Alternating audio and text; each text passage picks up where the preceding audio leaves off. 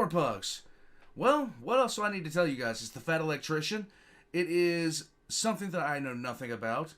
It is the time that 43 Mailmen fought the Germans, and this is apparently the first battle of World War II. It's amazing that I don't know about this. We know about so many other crucial first battles.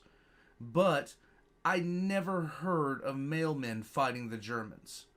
I always knew they invaded Poland, but that's neither here nor there. Are we about to hear another glorious story of Polish might?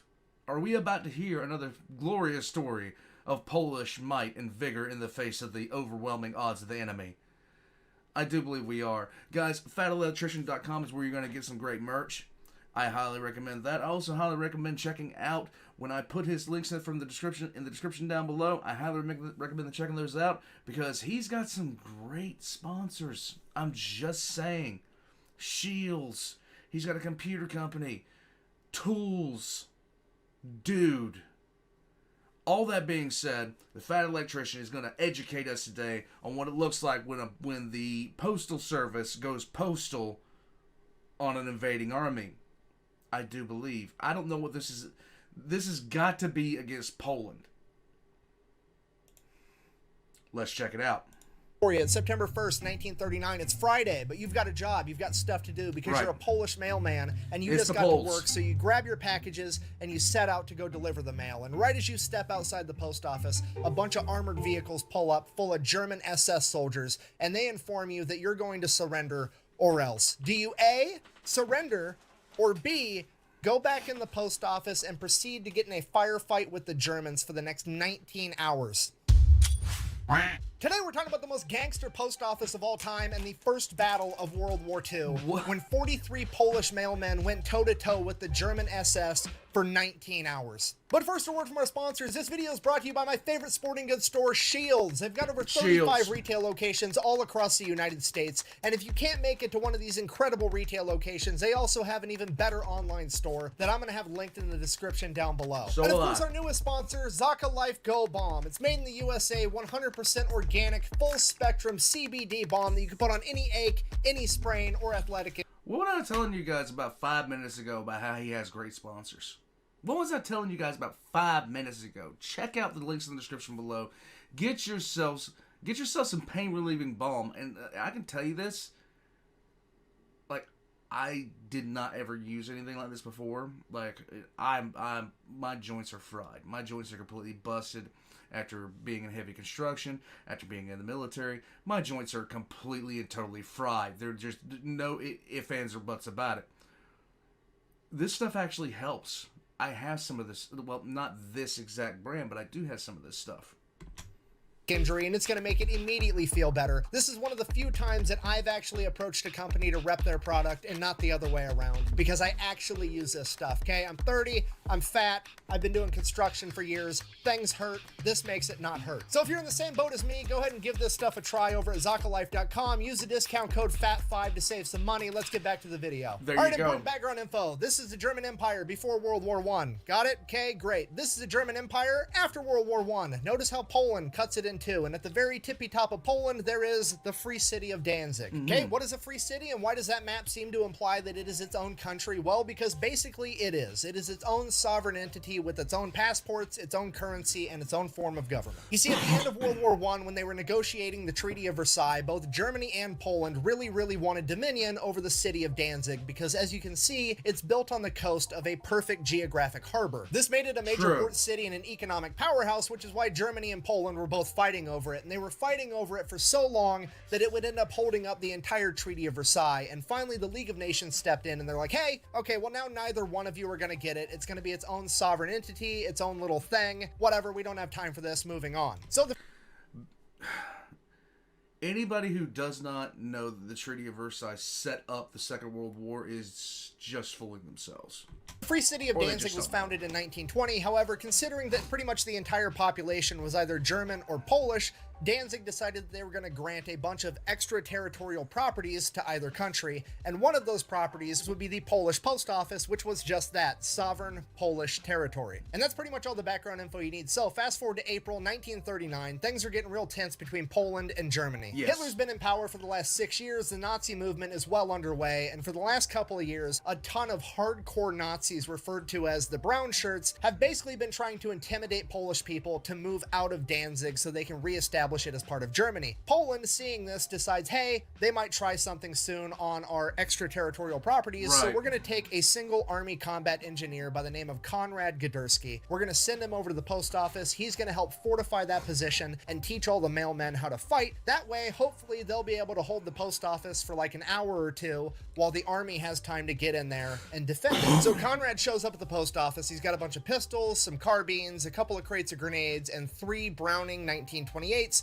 which as you can see is just the Polish equivalent of the American BAR. At this point, there's 56 people working at the post office. Konrad explains the situation, says he's taking volunteers for who wants to be part of the security force in case shit goes down. 42 people volunteer. He then begins training them and giving them a battle plan, and everybody else is just going to go run and hide in the basement if anything does go down. So for the next 4 months, Konrad is both training the mailmen and building up fortifications. He ends up establishing one of the mailmen as the second in command, and that is Alphonse Flizakovsky. All right, fast forward September 1st, 1939. Let's go. It's Friday. All the mailmen show up. They start getting their packages together, and while they're all in the post office getting ready to go out on their routes, 180 German SS soldiers roll up with 3 armored cars equipped with 20mm guns and cut the power to the building. Okay, it is like 4 o'clock in the morning, and the German military just rolled up and cut the power. The mailmen are like, oh, we're doing this. All right, so they go, they get their guns, they head up to the second story and stick their guns out the window pointed at the Germans. And it is now a complete standoff between the German SS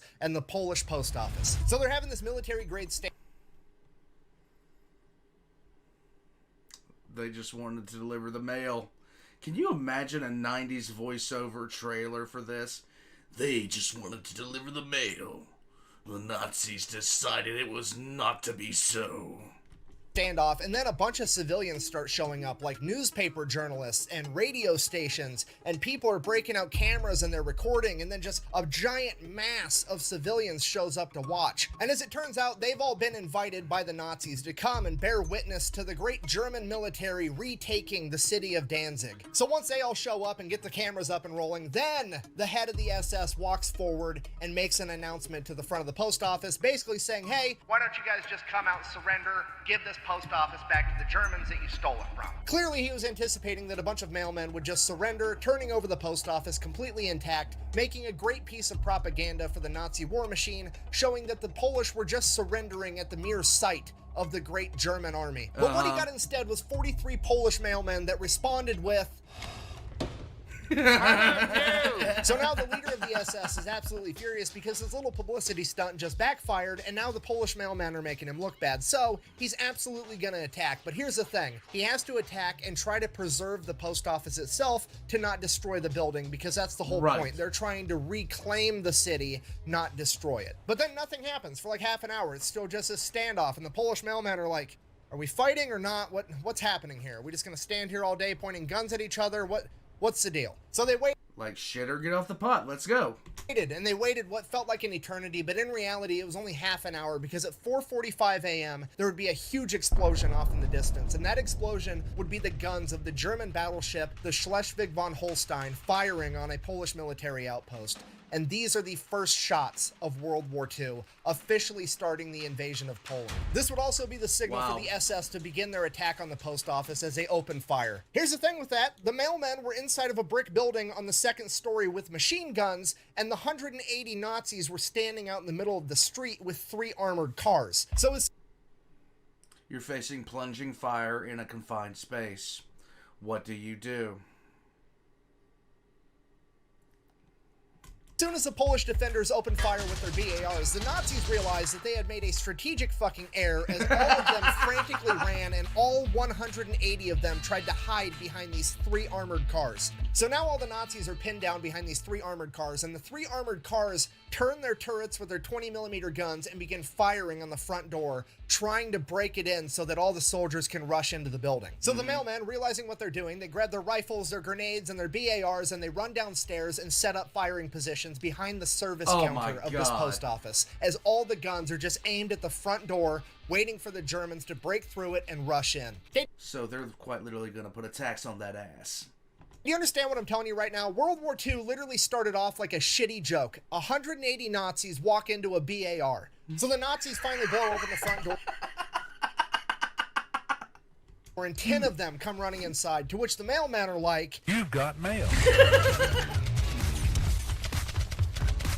4 of them are killed immediately and another 6 are wounded as the entire German advance screeches to a halt, and they turn around and are forced to retreat as they come to the painful realization that the Polish mailmen are quite literally hitting their birth certificates with the return to sender stamp. Now, to be completely fair, there's another battle happening at this exact moment in Danzig over in the naval shipyard. However, it is entirely within the realm of possibility that these 4 Nazis were the first men to die in World War II, and it was from mailmen with machine guns. As soon as the initial wave of Germans fell back, there was a huge explosion on the other end of the post office. Konrad Gadersky takes off running towards it with nothing more than his pistol and some grenades. As he gets there, he turns the corner, seeing that the Germans had blown an enormous hole in the brick wall of the post office, as he begins throwing grenades into an entire platoon of Germans attempting to advance on him before being gunned down. Konrad was credited with killing 4 Germans with those grenades and giving the postmen just enough time to get to that position and defend themselves, again driving the Nazis back and forcing them to retreat. And again, we don't know this for sure because there's another battle happening at this exact moment, but it is entirely within the realm of possibility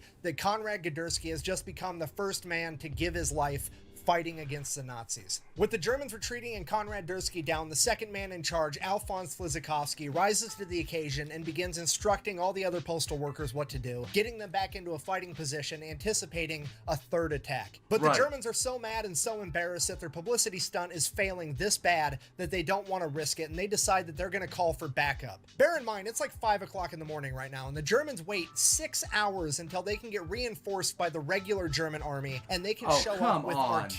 They had to show up with 2 75mm field guns and a 105mm gun just so they could bombard the entire post office. So they start bombarding the post office with fucking artillery and then send in another attack, and they're still pushed back yet again. With German command having no idea what to do, they just start using everything they have. They get mortar teams out there, and the mortarmen start trying to drop mortars on the post office, but they're so inaccurate, they end up posing more of a threat to the Germans than they do to the Polish mailmen. So they have to call off the attack, they issue a 2-hour ceasefire, and tell the Polish guys, like, hey, you got 2 hours, think about it, you should probably just come out and surrender. Over the next several hours, the Germans would dig underneath the wall of the post office and plant 1,200 pounds of explosives. The Germans would then blow an enormous hole in the post office wall as they rushed in to ambush the mailmen. But the Polish mailmen refused to surrender as they retreated back to the basement, where there was one way in and no way out. And yet again, the Germans have no idea what to do from here, because the Polish mailmen are just sitting at the bottom of this staircase with 3 Browning machine guns waiting for them to try to come get them so they can gun them down. And the Germans have no idea. This is serious. Dude. The Polish are no damn joke. Holy God. Can you imagine getting, like... For anybody that thinks that Poland couldn't fight in World War II, it's not that they couldn't fight. They were just stuck between the Red Army and the Germans, who both invaded them at the same damn time. Not much you can do about that. You can expect a cascade failure.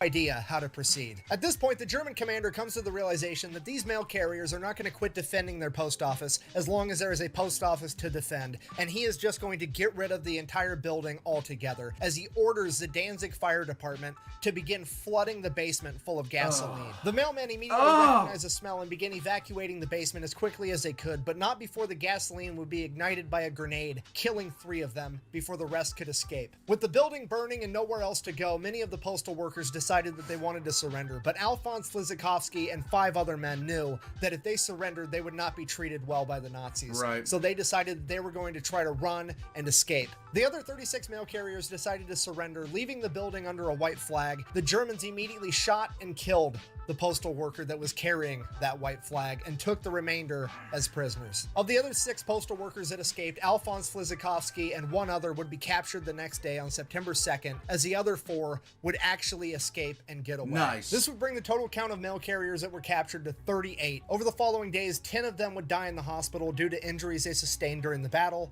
and during the fire. The remaining 28 were then declared illegal combatants by the Nazis, and they were all sentenced to death. This decision would later be declared a war crime because these men were not illegal combatants. They were trained and led into battle by Konrad Gadursky, an active and serving military officer in the Polish military. Under his command and the command of Alphonse Flizakovsky, 43 mailmen went toe-to-toe with 180 German SS soldiers reinforced with artillery and armored cars. 8 of them would die in combat, taking with them 10 Nazis and injuring 22 more. And those are just the official numbers from the Germans, which are most likely understated due to their extreme embarrassment. Thank you for watching. Best way to support the channel is go check out thefatelectrician.com. Quack bang, out.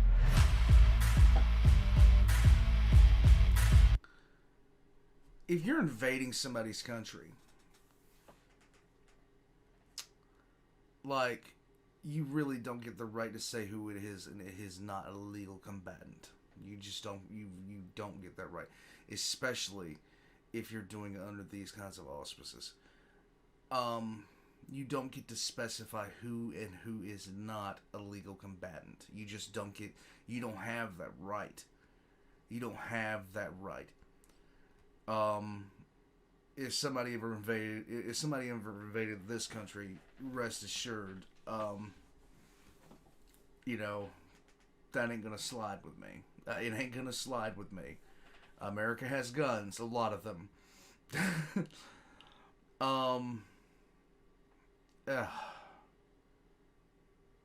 And that might have been very well the first war crime committed by the Germans. Out of a long list of war crimes committed by the Germans and crimes against humanity and atrocities committed by the Germans in that war. Guys, the Polish. Can't live with them, can't live without them, because holy God, they're great. War Pugs, do yourself a favor. Get on over and see thefatelectrician.com.